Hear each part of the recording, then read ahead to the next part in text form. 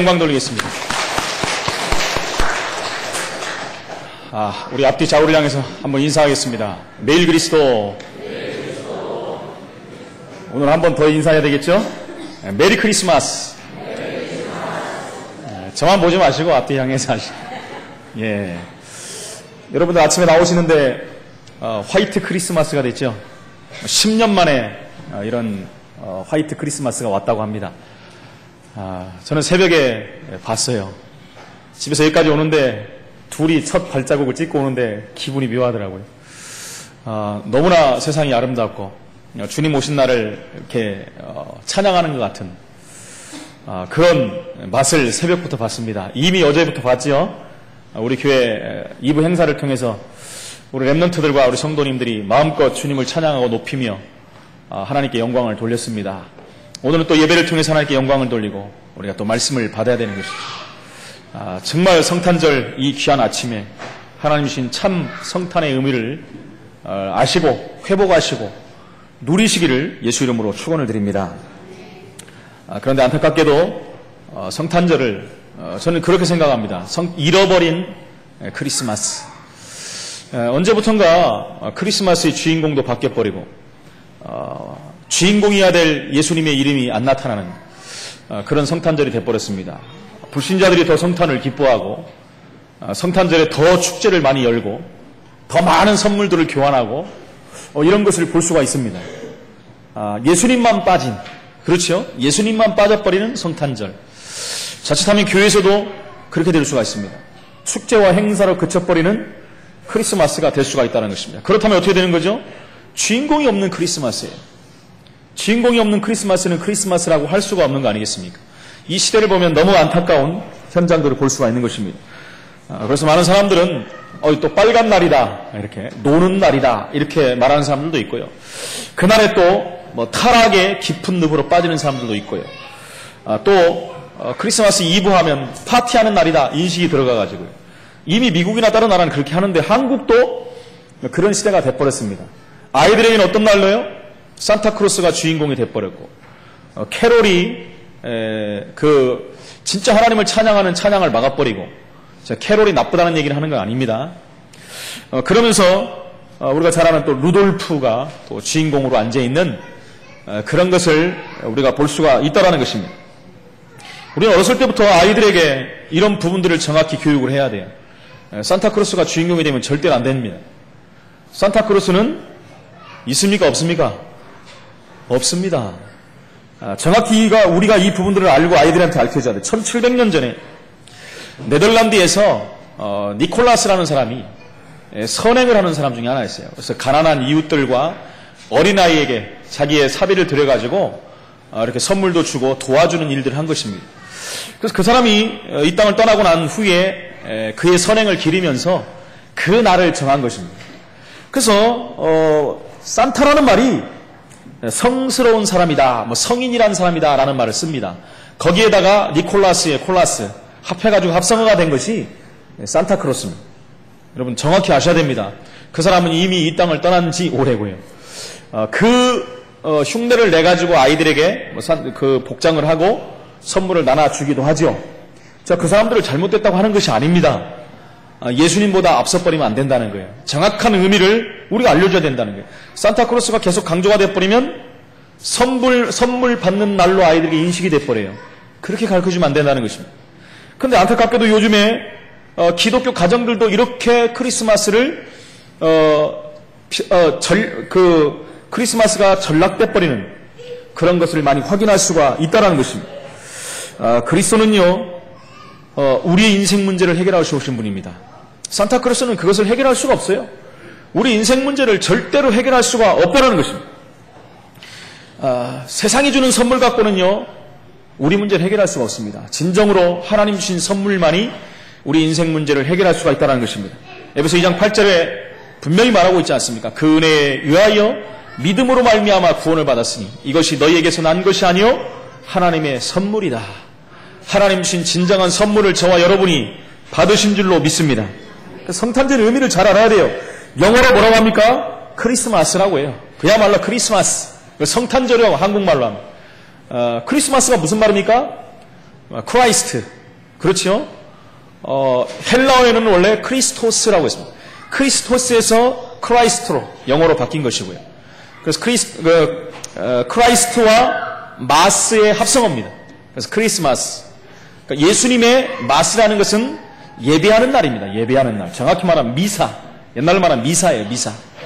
옛날에는 우리가 중세교회밖에 없었기 때문에 미사라는 말을 썼지 않습니까? 지금 현대어로 말하면 예배다. 우리 이제 개신교에서는 예배를 워십, 서비스 이렇게 말하지 않습니까? 천주교에서는 그야말로 그대로 미사라는 말을 쓰고 있습니다. 그래서 크라이스트와 또 마스를 합성해 갖고 만든 것이 크리스마스다. 다시 말하면 뭡니까? 그리스도의 날이라는 거예요. 그리스도를 예배하라는 날입니다. 사실은요. 그런데 여러분, 많은 사람들도 불신자도 뭐라고 합니까? 메리 크리스마스 그래요. 메리 크리스마스. 기쁘게 그리스도를 예배하자. 이런 말입니다. 알지도 못하면서 막 크리스마스, 메리 크리스마스 그러거든요. 그럴 때는 여러분이 알려주십시오. 그게 무슨 뜻인지 아냐?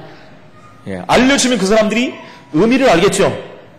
그럼 그리스도가 누구냐 할 때 간단히 말하면 됩니다. 기름 부음 받은 자. 그렇죠? 그럼 기름 부은 게 뭐냐? 그분이 하나님 만나는 길을 여셨고 죄와 저주에서 우리를 해방하시고 사단의 세력을 단번에 꺾으신 분이다. 그 세 가지가 우리 인생의 근본 문제의 원죄이기 때문에 누구나 여기서 빠져나와야 되는 것이다. 여러분 간단히 말할 수가 있다는 것입니다. 우리가 찬양하면서 노엘 또 찬양하지 않습니까? 여러분 노엘이라는 우리 찬양을 많이 하지만 또 모르는 분들도 많이 있어요. 오늘 별걸 다 알려줍니다. 노엘이란 말은 프랑스 말로 크리스마스입니다. 그야말로. 네, 그래서 노엘 그러지 않습니까? 그건 크리스마스. 다시 말하면 예수님을 그리스도를 예배하자 이런 말입니다. 그리스도를 찬양하자 이런 말입니다. 독일어로는요 바이나 흐텐 그랬어요. 원래 독일어는 히읗 발음을 강하게 해야 됩니다. 이렇게 해야 됩니다. 오늘 독일어까지 3개 국어를 동시에 배우고 돌아갑니다. 예. 그래서 우리가 크리스마스란 우리를 구원하려고 예수님께서 오신 날, 그렇죠? 그걸 단순히 아기로만 왔다라고 생각해보면 안 돼요. 여러분 고요한 밤, 거룩한 밤 우리가 부르지 않습니까? 사실은 1800년이 한참 지나가지고 신부가 만든 사실은 찬송입니다. 여러분 사실 의미가 없어요. 고요한 밤, 거룩한 밤, 어둠에 묻힌 밤, 주의 부모 앉아서 감사기도 드릴 때 아기 잘도 잔다. 사실 여러분 잘 오신 거 아니거든요. 우리 가사도 잘 음미해봐야 돼요. 잘 오신 날이 아니라 사실은 죽으러 오신 날이에요. 우리 인생 문제를 해결하시고 오신 날인 것입니다. 가장 중요한 의미가 크리스마스인데 자꾸만 이상한 쪽으로 몰고 간다는 거예요. 그걸 알아야 돼요, 여러분. 크리스마스 날이 어떤 날인지를 알고 우리가 하나님 앞에 서서 예배를 드려야 된다는 것입니다. 그래서 예수님께서 이 땅에 오신 날을 정말로 우리가 축하하고 예배하는 뜻이 담겨 있는 것이 크리스마스다. 기름 부은 반자가 누구냐? 이걸 몰라갖고 신앙생활에 제대로 될 수가 없습니다. 시작부터 가장 중요한 것을 알고 지나가야 돼. 기름 부음 받은 자. 구약에서는 뭐라고 합니까? 메시아. 신약에서는 그리스도. 똑같은 말입니다. 기름 부음 받은 자. 누구에게 신약에는 구약에는 기름을 부었습니까? 왕, 선지자, 제사장. 왕, 선지자, 제사장에 기름을 부어가지고 그들을 세웠어요. 구약에 보면 수많은 왕과 선지자, 제사장들이 왔다 갔습니다. 그러나 그분들은요 우리 인생 문제를 해결하지 못했어요. 영적인 문제를 해결하지 못했습니다. 가장 근본 문제를 그들은 해결하지 못했어요. 그래서 예수님이 그리스도로 오셔서 우리의 가장 근본 문제, 원죄 문제를 단번에 끝내셨다는 것입니다. 그 문제는 창세기 3장 문제라고 합니다. 하나님 따라서 고통하고 방황할 수밖에 없는 것입니다. 유리하고 방황하고 고통하고 저주와 재앙 가운데 살 수밖에 없는 인생을 예수님께서 주와 그리스도가 되셨어요. 하나님 만나는 길을 열어버린 것입니다. 그 길로 들어오는 모든 사람들은 새로운 응답의 시작이 된 것입니다. 새로운 인생이 시작된 거예요. 그렇지 않습니까? 운명과 사주팔자의 길을 가다가 하나님 만나는 길에서 천국 가는 길로 들어서 버렸는데 이것만큼 축복된 길이 어디 있겠습니까? 인생이 죄와 저주 가운데 빠져서 이유도 없이 망해가는데 그렇지요. 문제만 오면 내 죄 때문에 그러지 않습니까? 뭐라고 합니까? 전생에 죄를 져서 그렇다고 합니다. 여러분 세상에 있는 모든 사람들은 그렇게 생각합니다. 문제, 어려움이 자꾸 오면 그걸 뭐라고 합니까? 내가 죄가 많아서. 기독교인들조차까지 그렇게 말을 많이 합니다. 여러분들 한번 솔직히 한번 얘기해 보세요. 문제 올 때마다 말은 안 하지만 다른 사람 혹시 내가 뭐 하나님 앞에 잘못한 게 있나? 이렇게 말하지 않나, 생각하지 않나를 한번 생각해 보시라는 거예요. 하나님은 그런 분이 아니십니다. 우리의 원죄 문제를 다 끝냈을 뿐만이 아니라 앞으로 지을 죄까지도 다 끝냈다는 거예요. 그렇다고 해서 막 죄를 짓자? 그건 아닙니다, 여러분. 아니, 예수님이 다 끝냈다며 앞으로 모든 죄를 져버리자. 심은 끝나는 거 아니냐? 예수님이 끝냈다는데. 여러분, 그런 죄는, 여러분들이 혹시 그런 죄를 질까봐 성경에는 고범죄라는 걸 만들어냈어요. 고의로 죄를 지면 하나님이 용서 안 합니다. 우리가 실수로 죄를 질 수 있는 거예요. 육신이 있기 때문에. 그런 것을 위해서 예수님께서는 미래 죄까지도 다 십자가에서 끝내셨다는 사실입니다. 절대로 이 죄 문제에 자유할 사람이 없는데 예수님이 이 문제를 끝냈다라는 거예요. 눈에 보이지 않는 사단의 세력이 지금도 우리의 가정, 가문, 후대, 문화 모든 것을 장악해갖고 무너지게 만듭니다. 거기서 빠져나올 길이 없어요. 뭐 눈에 보여야지 어떻게 해보죠. 안 되는 줄 알고 예수님이 그리스도로 사단의 권세를 깨뜨려버린 것입니다. 그 세 가지를 그리스도라고 말하는 거예요. 그리스도만이 이 문제를 해결하십니다. 그 누구도 이 문제를 해결할 사람을 이 땅에 보내신 적이 없어요. 그 어떤 성형 군자, 영호골도 이 문제를 해결한 사람은 단 한 명도 없습니다. 해결했다고 말하는 사람도 없습니다. 이상한 정신 나간 사람들은 그런 말을 합니다. 자기가 그리스도다. 자기가 재림 예수다. 이렇게 말하는 사람들도요, 결국은 다 죽었어요. 그렇게 대표적으로 말했던 문선명 씨도 갔습니다. 자기가 예수라고 했는데 가버렸어요. 질병 앞에 노출돼서 죽어버렸습니다. 방법이 없는 거예요. 좀 오래 살았던 것 뿐이지요. 그러나 100세도 못 넘겼습니다. 여러분, 그리스도는 여기 있다 저기 있다가 아니에요. 그러나 말세를 보면은 여기저기서 자기가 그리스도라고 말합니다. 그런 적그리스도의 사람들이 여기저기서 많이 일어난다고 합니다. 한국에만도 수십 명이 됩니다. 여러분, 우리가 그리스도를 정확히 알지 못하고 말씀을 알지 못하면 혼미케하고 미혹하는 적그리스도의 영에게 속을 수밖에 없다는 거예요. 그래서 성경은 뭐라고 말합니까? 그리스도는 오직 한 분, 누구예요? 예수. 그리스도로 오셨는데 예수만이 그리스도라는 것입니다. 그분이 오신 날이 바로 크리스마스. 그분을 영접하면 하나님의 자녀가 된다는 것이 하나님의 약속입니다. 영접하는 자, 곧 그 이름을 믿는 자들에게는 하나님의 자녀가 되는 권세를 주셨다. 그분이 우리 속에 들어오시면 끝나는 것입니다. 영접했다는 것은 우리의 인격적으로 우리 영혼 깊은 곳에 우리의 삶 가운데 모셔버린 것입니다. 무슨 말입니까? 그건 주인을 바꿔버린 겁니다. 내 인생의 길을 새로 시작하겠다는 거예요. 운명과 사주팔자에서 완전히 끝났다는 얘기입니다. 영원한 축복 속으로 이제는 들어갔다는 거예요. 이 엄청난 비밀을 그리스도로 말미암아 저와 여러분이 누린 줄로 믿습니다. 여러분, 우리가 죄를 짓고 또 실수하고 그럴 수도 있지만 예수님은 절대 우리를 떠나시는 법이 없습니다. 요한복음 14장 16절 17절에 내가 네 속에 너와 함께 영원토록 계시겠다. 한 번도 우리를 떠나는 법이 없다라고 성경은 말하고 있는 것입니다. 어느 정도입니까? 고린도서 3장 16절에 보니까 우리 몸을 성전 삼고 우리 안에 우리 함께 하시겠다 그랬어요. 그게 우리 신앙인들의 자부심이요 자긍심입니다. 여러분, 예수 믿는 사람들이 밖에 나가서 비실댈 이유가 없어요. 저와 여러분이 받은 축복은 세상의 어떤 것과도 비교할 수가 없는 것입니다. 여러분, 세상에 나가서 담대하시기 바랍니다. 내가 세상을 이기었노라? 여러분, 두려워할 필요도 없습니다. 세상에 나가서 뭐 고관 대작들 잘 나가는 사람 만나도 기죽을 필요가 하나도 없습니다. 여러분, 그들은 육신의 것을 가졌을 뿐이지 우리는 영원한 응답의 축복 속에 들어간 사람들이에요. 흔들릴 이유도 없고요, 기죽을 이유도 없다는 것입니다. 바로 기름 부음의 축복이 저와 여러분에게 임하신 줄로 믿습니다. 이 축복을 주시기 위해서 기름 부음 받은 자가 이 땅에 오셨다는 것입니다. 그래서 사도행전 1장 8절에 보니까 오직 성령이 너희에게 임하시면, 무슨 말입니까? 오직 기름 부음이 너희에게 있다면 너희가 권능을 받고 예루살렘 온 유대와 사마리아와 땅끝까지 이르러 내 증인이 되리라.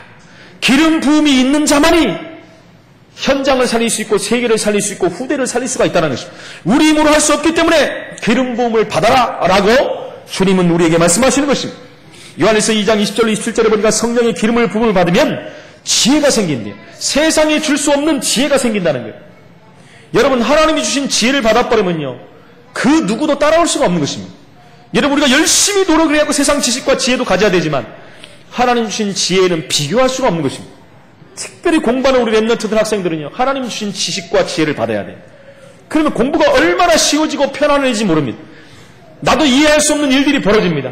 우리 랩런트들이 이것을 사실적으로 체험을 해야 되는 거예요. 그래서 공부도 지식도 정복할 수가 있다는 것입니다. 참 기쁨과 참 평안과 참 자유가 그리스도로 말미암아 우리는 생긴 것이고, 그래서 우리는 치유의 시작이 돼버린 겁니다. 인생이 치유가 되는 거예요. 인생이 새로운 시작이 돼버렸다는 것입니다. 여러분, 사람들은 갈수록요 뭔가가 편하지가 않습니다. 미국에서 계속 총기 사건이 일어나요. 어제도 소방관들이 맞아갖고 총에 맞아서 또 사망하는 일들이 벌어졌어요. 미국의 모든 사람이 지금 두려워 떨고 있습니다. 총기를 뭐 없애자라고 합니다. 총기를 다 회수하자고 합니다. 그 총이 얼마나 많은데, 그런 움직임을 가지니까 미국에 있는 총기업자들이 전부 또 반대하고 일어납니다. 우린 뭐 먹고 사느냐? 이렇게 되겠죠. 너무 늦어버린 시간표가 된 것 같습니다. 그 잘나가는 미국 사람들이 지금 두려워 떨고 있습니다. 여러분, 어떻게 해야 되겠습니까? 사람들이 뭔가가 지금 두려워가 떨고 뭔가가 안 되고 자꾸 깊은 늪속으로 빠져가는 시대가 도래했다는 것입니다. 과학 문명과 모든 경제, 모든 것들이 다 발전했는데도 불구하고 영적 문제를 모르는 그것 때문에 세상은 점점 어려워가고 있다는 거예요. 청소년들마저도 이 깊은 늪속에 지금 빠져들고 있다는 것입니다. 이때 성경을 보니까 큰 기쁨의 좋은 소식을 전하러 왔다. 성경 오늘 말씀하지 않습니까? 다윗의 동네에 너희를 위하여 구주가 나셨으니, 여러분 다른 사람을 위해서 난 게 아닙니다. 저와 여러분을 위해서 구주가 나셨으니 곧 그리스도 주시니라. 그리스도 주시니라. 여러분, 성경에 나오는 주라는 말은 뭡니까? 그것은 바로 여호와 하나님을 말합니다. 그리스도 하나님이시니라 라고 말하는 것입니다. 그리스도는 하나님이십니다. 다시 말하면 무슨 말이냐면, 말씀이 육신이 돼서 이 땅에 오셨다는 거예요. 하나님이 직접 우리 문제를 해결하러 오셨다는 거예요. 이 땅에 그 누구도 해결할 수 없는 중대한 문제에 빠져있기 때문에 하나님 자신이 사람이 되어갖고 이 땅에 오신 날이라는 것입니다. 이게 얼마나 중요한 날인 것입니다. 슬픔과 탄식과 고통과 저주와 재앙과 문제와 사건 가운데 빠져있는 우리 인생을 구원하러 이 땅에 오셨다는 것입니다. 이날의 성탄의 의미를 다시 한번 기억하시고 하나님께 영광을 돌리시기를 축원을 드립니다. 근데 많은 사람들이 또 이렇게 해요. 특히 이단단체들이 뭐라고 합니까? 여러분, 우리에게 뭐래요? 12월 25일은 성탄절이 정확히 아니다, 이렇게 말하는 사람들 굉장히 많아요. 저도 많이 들어봤고요. 그래서도 많이 봤고요. 특히 뭐라고 합니까? 안상홍 증인교에서는 노골적으로 그러지 않습니까? 12월 25일은 로마의 태양신을 섬기는 날이다. 여러분, 맞아요. 12월 25일은요 로마의 태양신을 숭배하는 날입니다. 그럼 왜 그때 크리스마스로 합니까? 여러분, 예수님의 정확한 탄생일을 아는 사람들은 없어요. 그 즈음이라는 것만 아지요. 그런데요, 여러분, 왜 12월 25일로 한지 압니까? 바로 예수 그리스도의 그 문화로 말미암아 로마의 이교 문화를 정복한 날을 기념하는 거예요, 사실은요. 여러분, 태양신이라는 우상이 로마 전 세계 최고 강대국을 지배했지 않습니까? 우상이라는 것이. 근데 그리스도로 말미암아 그 로마가 완전히 복음화돼 버렸지 않습니까? 당연히 대표일을 어디로 잡겠습니까? 우상을 꺾은 날, 그렇지요? 이교의 문화를 무너뜨린 날, 그 날을 잡다 보니까 12월 25일이 된 것입니다. 그 정도는 우리가 여러분 설명을 해줄 수가 있어야 돼요. 의미가 있는 날인 줄로 믿습니다. 그래서 12월 25일만 우리가 크리스마스가 되면 안 돼요. 매일 우리의 삶에 크리스마스가 돼야 돼요. 그래서 그 의미로 우리는 매일 인사할 때마다 매일 그리스도라고 말하는 것입니다. 매일 그리스도의 축복을 누리시기를 다시 한번 축원을 드립니다. 두 번째로 누가복음 2장 14절에 보니까 오늘 말씀에 지극히 높은 곳에서는 하나님께 영광이다. 무슨 말입니까? 하나님께 찬양을 올리라는 것입니다. 여러분, 왜 하나님께 영광을 돌려야 되겠습니까? 사단이 하나님을 거역하고 교만해져서 이 땅에 쫓겨나서 우리 인간을 유혹해갖고 무너뜨린 존재입니다. 죄 가운데 빠져서 하나님 떠나게 만들고 운명과 사주팔자에 묶여서 사단의 문화를 섬기고 우상의 문화를 섬길 수밖에 없는 자리에 우리를 불러버린 거예요. 그 사단의 존재 이름이 뭡니까? 루시퍼, 엘이라는 천사장이에요. 음악 담당 천사장입니다. 찬양 대장이에요. 우리 앙금이 권사님이 찬양 대장이지 않습니까? 앙금이 권사님이 타락해버린 거예요. 그럴 일은 없겠지만 오늘 어디 가셨어요? 말씀하고 맞으면 안 되는데. 예, 그래가지고 하나님을 거역해버려가지고요, 인간을 유혹해가지고 완전히 무너뜨린 것입니다. 그래서 여러분, 찬양, 사단이요 타락은 했지만 기능을 그대로 가지고 타락을 한 것입니다. 전 세계 후대들을 그래서 이 찬양 가지고 음악 갖고 다 무너뜨려버린 거예요. 남녀노소뿐만 아니라 모든 시대를 음악으로 장악해버린 것이 사단이 존재라는 것입니다. 사단의 전략이에요. 여러분 우리가 잘 아는 You Raise Me Up 아시죠? 제가 부를 수도 없고 여기서 You 부르면 안 되죠. 여러분 결혼식장만 가면 다 이걸 부르더라고요. 막 은혜 받고 그러지 않습니까? 저도 은혜 받았거든요. 여러분 놀라지 마십시오. 이 음악은 뉴 에이지 곡이에요. 갑자기 조용해지시네. 뉴 에이지 곡이에요. 롤프 러브랜드라는 뉴 에이지의 대표적인 작곡가가 만든 곡입니다. 이 노래를 처음에 누가 불렀냐면요. 시크릿 가든이라는 뉴 에이지 대표 가수가 불렀어요. 여러분 우리가 You Raise Me Up이라는 게 뭡니까?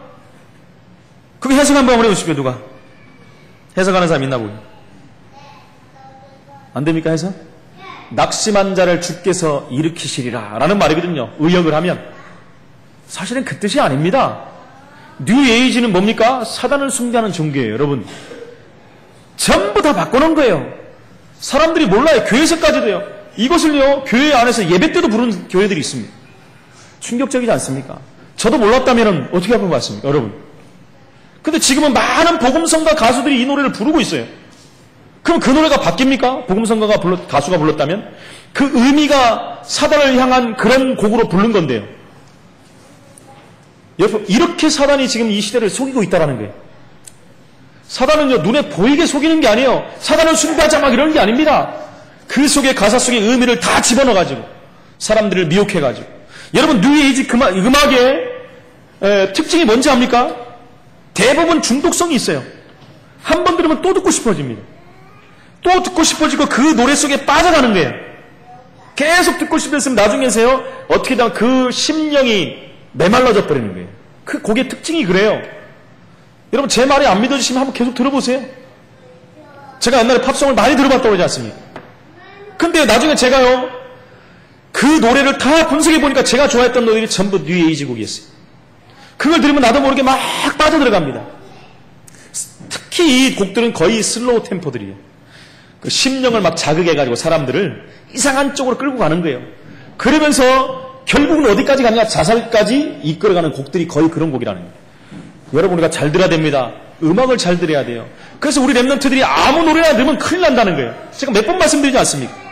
그렇다면 우리 찬양대들이 얼마나 중요합니까? 대충 가서 한번 대충 연습하고 하면 쓰지 그까이까 대충. 하나님 기뻐하시는 찬양을 해야 됩니다. 우리 중심을 가지고 찬양해야 됩니다. 찬양이 얼마나 우리 찬양 한번 잘해버리면 악신이 다 떠나가요. 진짜 올바른 찬양해버리면 질병도 치유돼버립니다. 하나님이 우리를 창조한 목적이 뭡니까? 내가 이 백성을 창조한 것은 나의 찬송을 부르게 하라는. 우리를 찬송 부르기 위해서 하나님 우리를 불렀다, 우리를 창조했다라고까지 말합니다.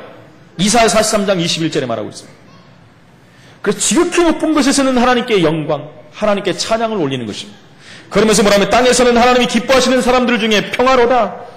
땅에서는 하나님이 기뻐하심을 입은 자들 중에 평화로다. 이게 무슨 말입니까? 예수님이 그리스도 오셔서 흑암 세력 가운데 묶여있는 우리를 건져버리고 흑암 세력을 단번에 무너뜨려 버렸어요. 이 땅의 혼돈과 흑암과 타락으로 저주로 재앙 가운데 무너지는 영혼들을 단번에 건져내 버리신 것입니다. 영적 문제 배후 조종자가 누굽니까? 사단의 일들이 무너져 내리는 그 응답의 증거로 우리를 부르신 거예요.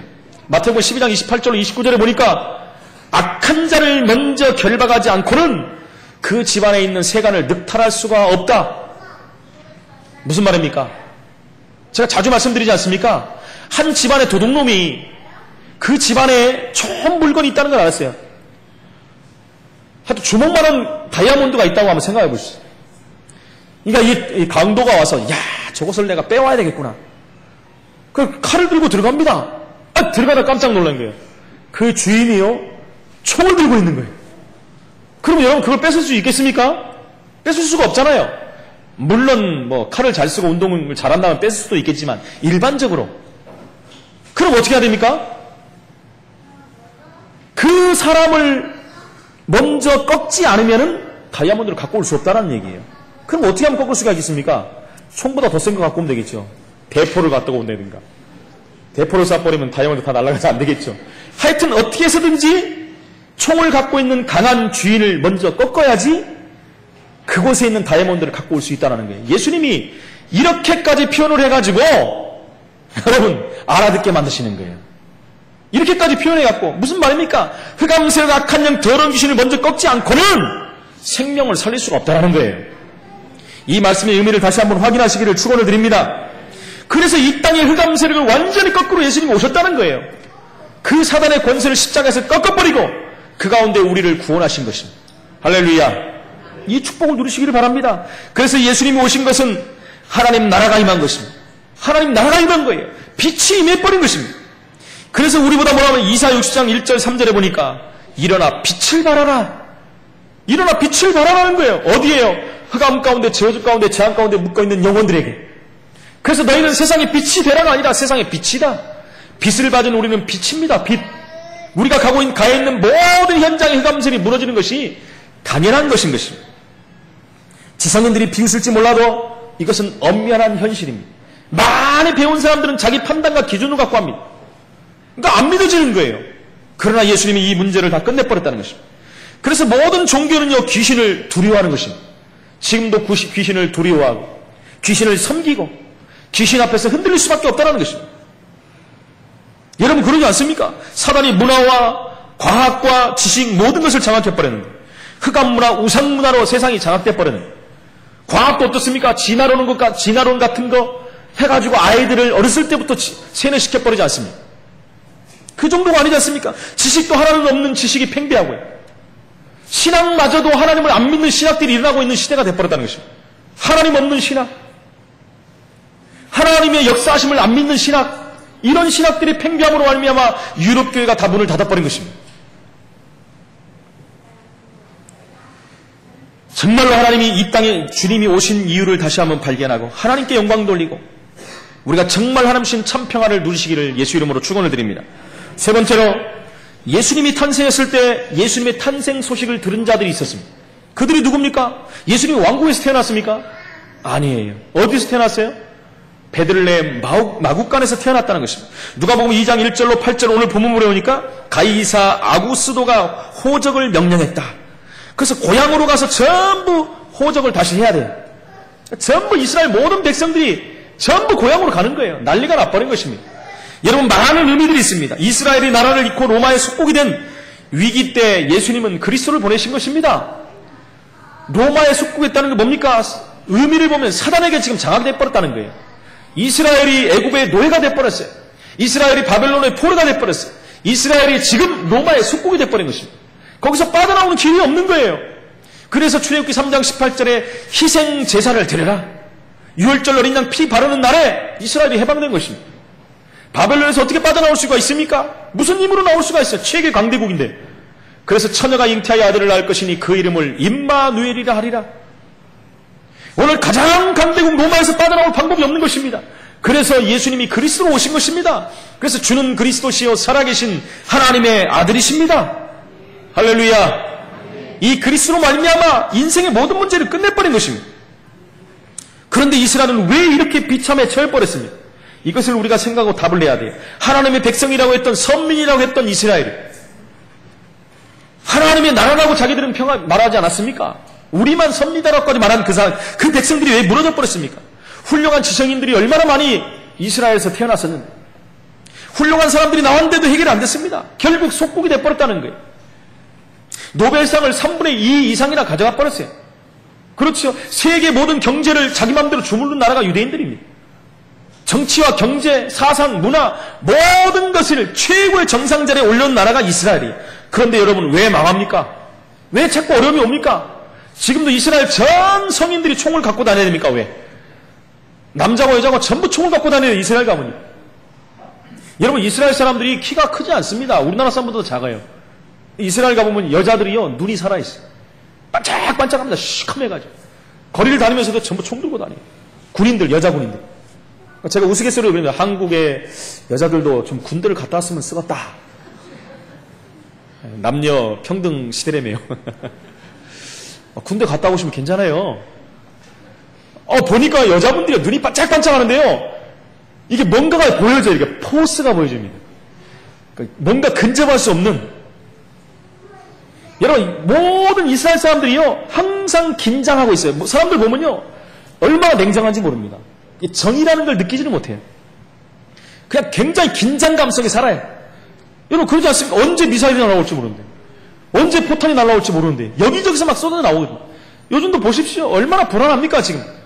이스라엘 주위에는 온통 적군이에요. 우군이 하나도 없습니다, 여러분. 이제 우군 비슷하게 있던 이집트마저도 이제 정권이 바뀜으로 말미암아 어려워져 버렸어요. 왜 그렇게 삽니까? 하나님 나라라고 하면서, 선민이라고 하면서 이유가 있는 것입니다. 그리스도를 놓쳐버렸어요. 가장 중요한 하나님의 언약을 놓쳐버린 거예요. 다 가졌는데 한 가지가 없는 거예요, 여러분. 이 땅에 다 가지고 한 가지가 없으면 무슨 소용이 있겠습니까, 여러분? 명예와 돈, 권세, 지위 다 가지면 뭐 하겠습니까? 하나님 없는데. 망할 날이 가까워지는 거예요. 하나님 없이 성공하면 망하는, 그거는 성공이 아닙니다, 여러분. 망하는 지름길이 될 수밖에 없다는 거예요. 수많은 사람들이 지금도 망하는 길로 가고 있다는 거예요. 하나님만 만나지 못하고, 한 가지만 모르고 고통하는 이 시대가 돼버렸다는 것입니다. 여러분, 들에서 양치던 목자에게 이 예수님의 탄생의 소식이 전해진 것입니다. 그렇죠? 왕이 태어난 장소가 말 구유예요. 말 밥통에서 태어났다는 거예요, 여러분. 아니, 이스라엘 왕으로 오셨는데, 왕궁에서 태어나야 되는데, 그럼 왜 말구에서 태어납니까? 이유가 많이 있어요. 여러분, 낮고 천한 이 땅에 예수님이 오셔서 낮고 천한 이 민족, 이 땅 모든 사람을 살리기 위해서 가장 낮은 곳으로 오신 것입니다. 여러분, 왕으로 오셨다면요, 예수님 만나기 힘들어요. 그러지 않습니까? 대통령 딱 돼버리면요, 대통령 만나기 힘듭니다. 친인척들도 못 만나요. 한 번 만나면 얼마나 많은 절차들이 필요한지 모릅니다. 그렇지요? 왕 만날 수도, 왕이 한번 행차해 보십시오. 대통령 한번 행차해 보십시오. 반경 수키로 안 해요. 모든 보디가드들이 건물마다 올라가서 총 들고 다 지키고 있습니다. 어떻게 만납니까, 아무나? 갑자기 만나러 뛰어들었다 하면 큰일 납니다. 그렇게 힘들어요. 만약에 예수님이 그렇게 오셨다면 우리 못 만납니다. 그렇죠? 고관 대작들이나 예수님 만나죠. 그것도 줄 서서 시간을 정하고. 예수님이 다 의미가 있는 것입니다. 그래서 가장 낮은 곳에 예수님이 오셨다는 거예요. 누가복음 2장 9절 10절에 보니까 주의 천군 천사가 함께 하나님을 찬송했다. 주의 천군 천사가 오늘 보니까 총동원된 겁니다. 여러분, 당연한 거 아닙니까? 만왕의 왕이 오셨는데요. 만주의 주가 오셨는데, 하나님이 이 땅에 오셨는데, 천군 천사가 총동원된 겁니다. 그래서 주님을 찬송하면서 메시아를 전한 겁니다. 예수님이 오신 이유를 말한 것입니다. 여러분, 지금도 하나님을 우리가 말씀을 듣고 믿고 또한 받을 때 일어나는 일들이에요. 눈에 보이지 않지만 지금도 우리가 예배하는 이 시간에 하나님은 주의 천군 천사를 총파송한 줄로 믿습니다. 눈에 보이지 않을 뿐이지 사실적인 얘기라는 거예요. 이런 영적 부분이 안 믿어진다면은 사실은요, 성경이 안 믿어지는 것입니다. 성경이 안 믿어진다는 것은요, 여러분, 예수님이 안 믿어진다는 거예요. 예수님이 안 믿어진다는 것은요, 여러분, 죄송하지만 구원을 못 받았다는 것입니다. 그러지 않습니까? 성경에는 영적 부분들이 얼마나 많이 나오는지 모릅니다. 영적인 것을 모른다는 것은 사실은 구원하고는 상관이 없는 것입니다. 지식적으로 믿는다는 것은 불가능한 일입니다. 여러분, 지식적으로는 예수님을 믿을 수가 없어요. 내가 배운 지식 가지고, 세상 학문 가지고 절대로 예수님을 믿을 수가 없습니다. 지금 그렇게 생각하시는 분들이 있다면 빨리 내려놓으시기 바랍니다. 우리의 지식 아무리 배워봤자 한 분야의 최고지 전 세계 분야를 섭렵할 수는 없는 것입니다. 우리 지식 갖고는 안 돼요. 하나님을 아는 지식은 세상 지식으로 아는 것이 아닙니다. 하나님의 은혜가 필요한 것입니다. 여러분, 그래서 안 믿어주신 분들은 뭐라고 말합니까? 하나님, 나에게 은혜를 주옵소서라고 기도하세요. 예수님이 그리스도로 믿어지는 은혜를 달라고 기도하는 것이 정상입니다. 아무리 파도 안 됩니다. 그건 될 수가 없어요. 제가 한번 말씀드렸잖아요. 윌리스라는 사람이 기독교인들을 핍박하기 위해서 뭐라고 했습니까? 핍박하려면 그 사람들을 알아야 되지 않느냐? 성경을 읽은 거예요. 그 사람들이 읽는 경전을 읽어봐야 돼요. 읽다가 그 사람에게 하나님의 은혜가 임해버렸어요. 임해버린 거예요. 어떻게 합니까? 자기 읽었던 모든 지식적으로 읽었던 하나님 말씀이 은혜로 그에게 임해버린 거예요. 그래서 그가 쓴 대작이 뭡니까? 배너라는 대작이에요. 여러분들, 지금까지도 배너라는 영화가 상영이 되지 않습니까? 저는 그 영화를 한두 번 본 게 아니에요. 여러분, 명절 때마다 틀어줘요. 희한하지요. 예수도 안 믿으면서. 전부 하나님의 계획이 있는 것 같아요. 여러분, 은혜로 믿는 거지 내 노력과 열심으로 지식으로 믿는 것이 아닙니다.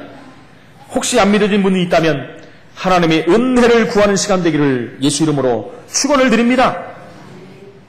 영적 존재인 그리스도, 천사, 하나님, 이 모든 것들은요 보이지 않는 것이에요. 보이지 않기 때문에 우리의 믿음을 요구하는 것입니다. 바로 이 날일 이 안 보이는 하나님께서 보이는 하나님으로 오신 날이 성탄절이에요. 지금 이 시대는 보이는 하나님도 없어요. 그렇죠? 성령으로 우리 가운데 오셨기 때문에. 그래서 정말 우리에게 믿음이 필요한 것입니다. 믿음이 회복되는 시간 되기를 다시 한번 축원을 드립니다. 단순한 성경 말씀이 아니고 오늘 여러분 개인에게 정말 굉장한 의미 있는 날이 되기를 다시 한번 축원을 드립니다. 결론적으로 말씀을 드립니다. 마태복음 2장에 보니까 동방에서 박사들이 별을 보고 찾아왔다라는 말이 나와요. 마태복음 2장에 보니까. 그렇죠. 반짝반짝한 별이 처음 보는 별이 떠 있거든요.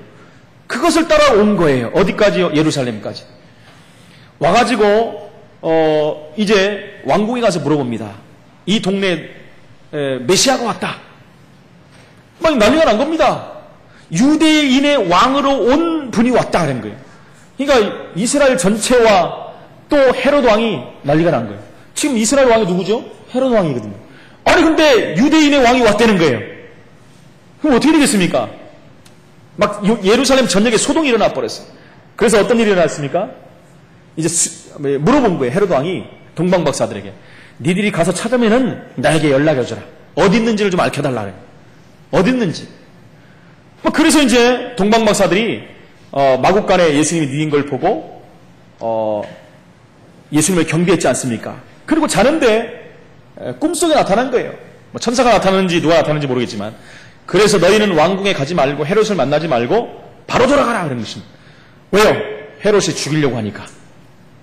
그것을 알고 헤롯이 제사장들과 사람들을 불러갖고 말한 것입니다. 이 아이가 어딨냐? 찾을 수가 있나요? 못 찾지요. 그러니까 속은지를 알고 어떻게 했냐면요. 그때부터 동방박사들에게 들은 날부터 2살까지 모든 아이들을 다 죽여라 그래요. 다 죽이라는 거예요. 그래서 하나님께서는 벌써 요셉에게 또 꿈으로 말씀하시고 이것을 떠나서 애굽으로 피신하라까지 말한 거예요.